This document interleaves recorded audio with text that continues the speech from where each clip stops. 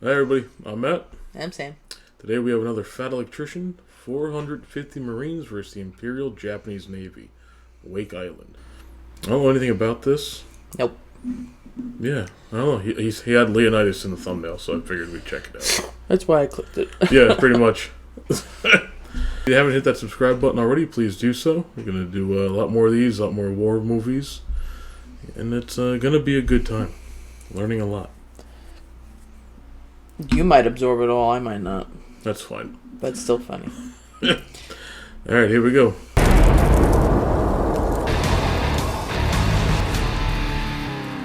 During World War II, the Japanese military used to think that the Marines were all recruited from prisons and insane asylums, which, to be honest, it's always made sense to me, but after researching for this video, it's starting to make dollars.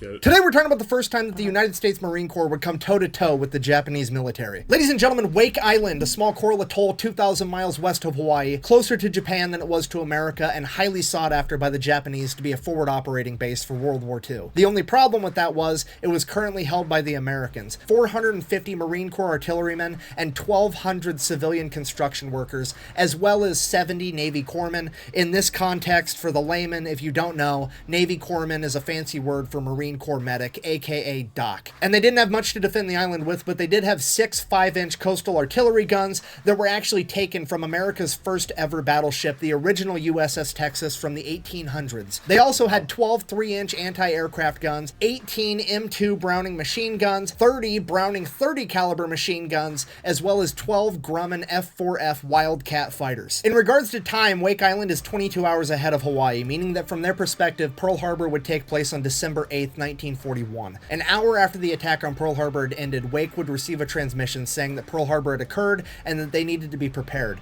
2 hours after that, 27 Japanese bombers would conduct an air raid on Wake Island, destroying 8 of their 12 F4F Wildcat fighters before they even left the airstrip. At this point, 400 civilian construction workers would volunteer to help fight if it came to that, and the Marines began training them on how to operate machine guns immediately, while also fortifying fighting positions. Wake Island would then be bombed again on the 9th, and on December 11th, 1941, an entire Japanese naval detachment would arrive at Wake Island, and the battle for Wake would officially begin. As the Marines, the Navy corpsmen, and the construction workers rushed to their battle stations, they would see that they were incredibly outmanned and outgunned. The Japanese had brought with them 3 light cruisers, 6 destroyers, 3 submarines, 1 submarine tender, 2 PT boats, and 2 amphibious landing ships equipped with 450 special naval landing forces of the Japanese, which is essentially the Japanese equivalent of Marines. As the entire Japanese naval detachment advanced closer and closer to the island, they would finally come within striking distance of the Marine artillery,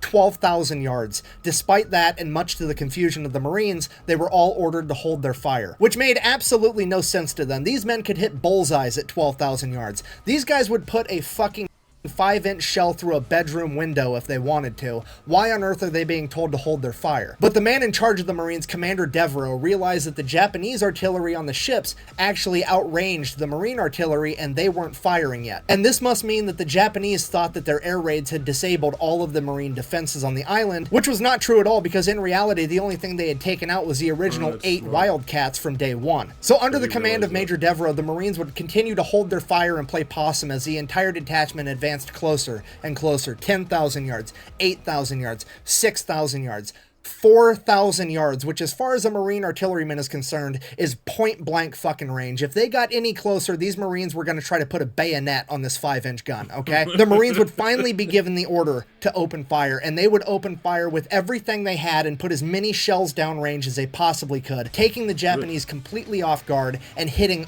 almost all of their ships with effective fire. In a matter of minutes, they were able to sink one of the destroyers by hitting it twice in its magazine. The destroyer Hayate would be sunk in 12 minutes. And I cannot stress to you what a big deal this is. At this point in time, Japan has effectively attacked Pearl Harbor and 27 other locations in the Pacific, and they have never lost a single naval vessel. And it took the Marine artillerymen 12 minutes to put one completely under the waterline. Panicking and not knowing what to do, the Japanese naval detachment would turn and retreat. And it is at this point that they would realize that they made a fatal flaw in their attack strategy because they didn't bring a carrier and they brought no planes for air support. Cue this man, Henry Elrod, aka Hammer and Hank, and one of the first main characters that would ever enter the battlefield in World War II on America's behalf. Himself and the other 3 Grumman Wildcat fighters would take off into the sky. They would realize that the Japanese naval detachment came with no carrier and no airplanes overhead, and let's face it, Japanese AA guns might as well be crewed by fucking stormtroopers because they can't hit shit. So the 4 Wildcat pilots take off and proceed to kick the entire naval detachment in the ass on the way out as they strafe their decks with machine gun fire and drop 100-pound bombs on their decks. Now, a 100-pound bomb and machine gun fire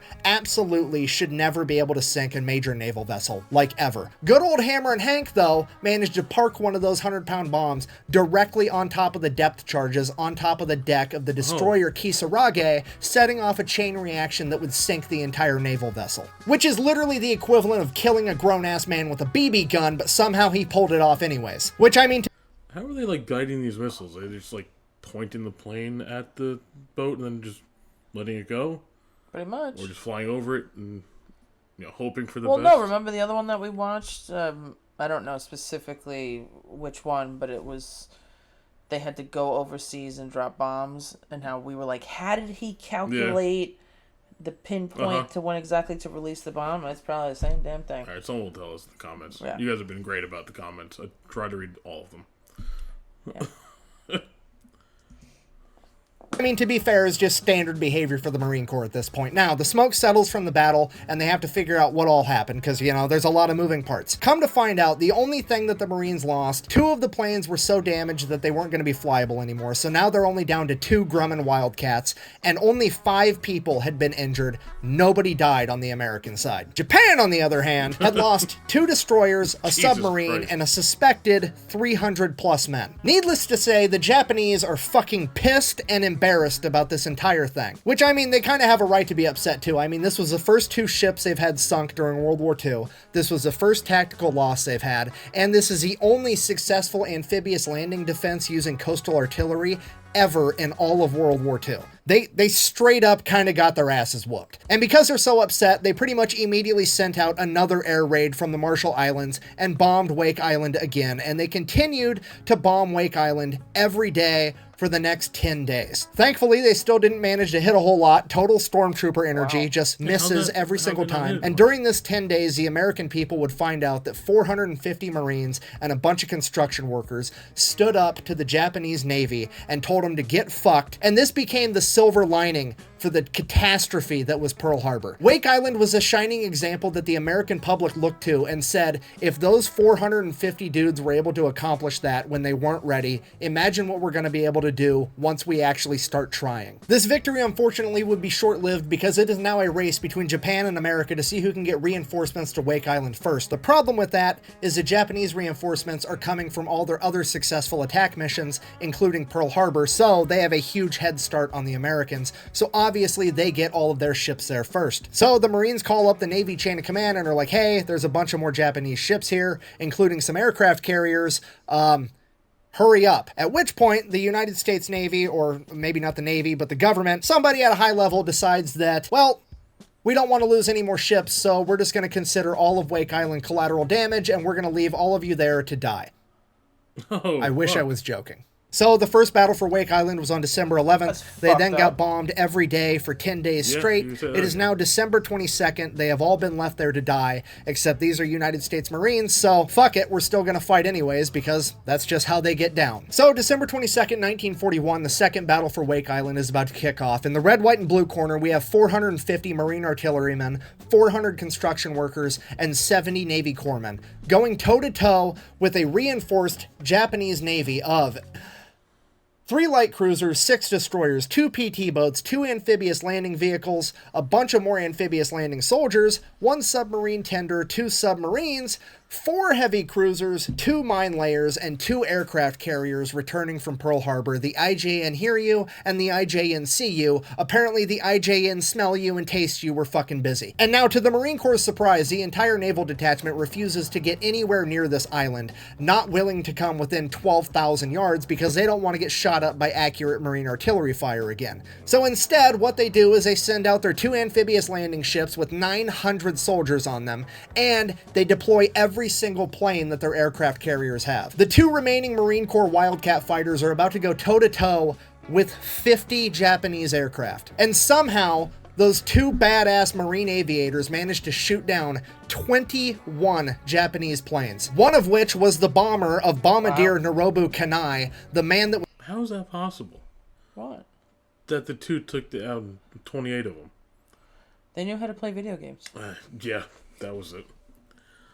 That's insane. We're like, did we just have better planes? Or we just had better training? Yeah. Well, it could be the plane, it could be both. Jeez. And that was credited with sinking the USS Arizona.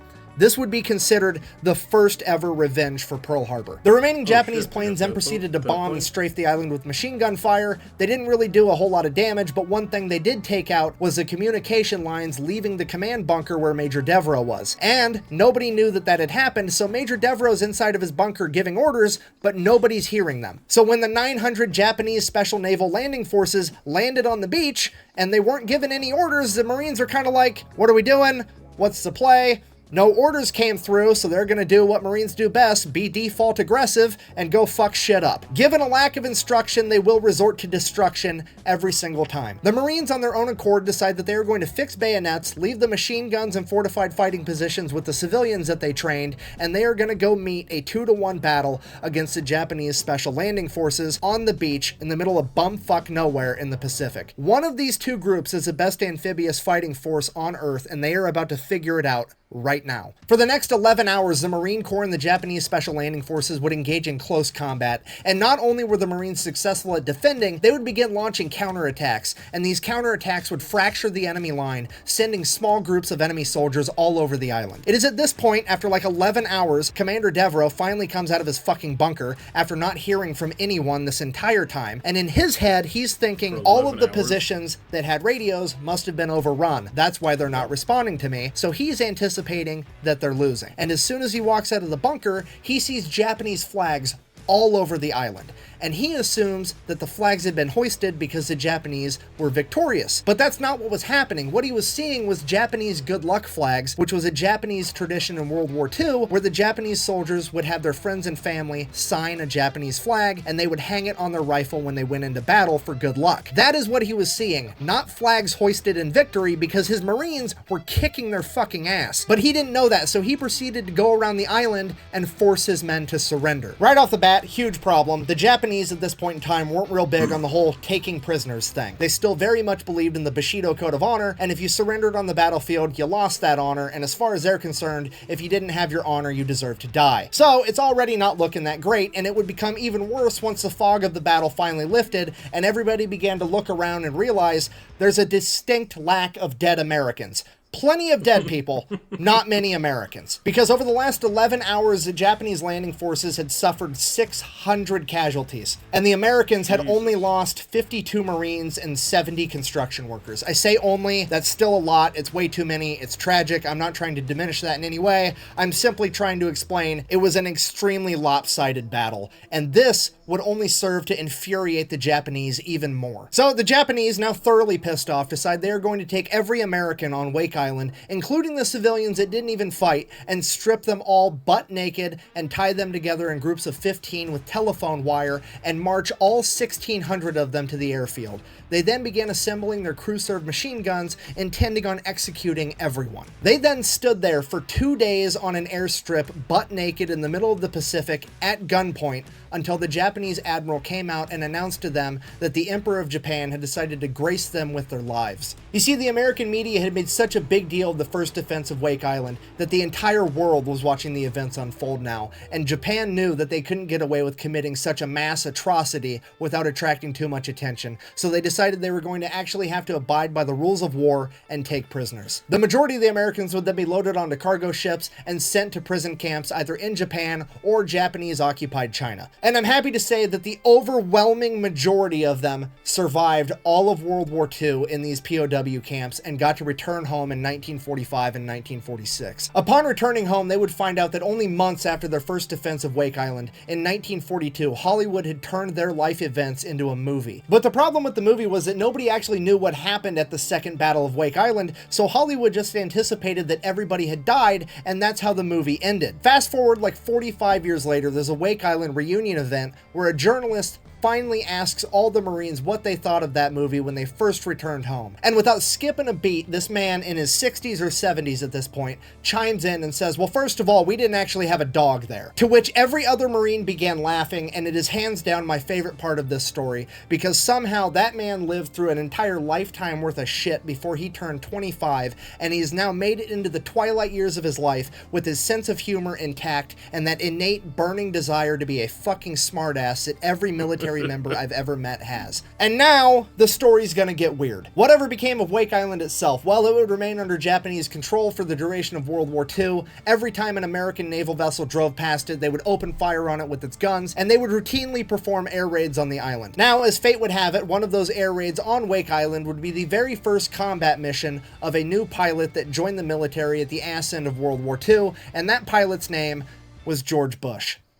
Don't worry, it's gonna get weirder. Returning now to the men as they were currently serving as prisoners of war, the vast majority were held in POW camps in Japanese-occupied China. Of all the men held there, a single Marine would escape, and he would make his way all the way to northern China, where he would find a group of Chinese communist soldiers, also not super big fans of the Japanese at this point in time, and they would decide, hey, the enemy of my enemy is my friend, I'm gonna make sure this Marine makes it home safe. And that's exactly what they did. And just as that Marine was about to set off on his final journey home, he would receive a visit from those soldiers' leader, and that leader would wish him well on his journey and gift him with several very nice Chinese rugs.